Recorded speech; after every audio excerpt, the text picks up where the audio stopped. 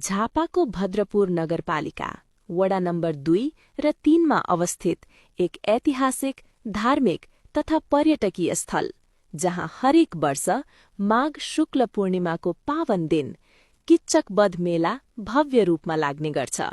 आज माघ 18 फेब्रुअरी 1 देउनिया खोलाको वारीपारी टमटम, भक्तजन र श्रद्धाले फेरि एकपटक इतिहास दोहोरिँदैछ।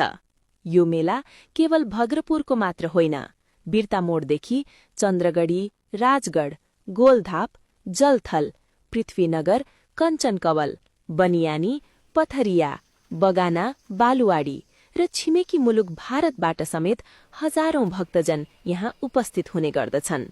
केही वर्ष अघिसम्म यहाँ हेलिकप्टर चढेर मेला परिक्रमा, रोटेपिङ, पानी जहाज र विभिन्न रमाइला खेलहरूले मेलालाई झन जीवन्त बनाएको थियो।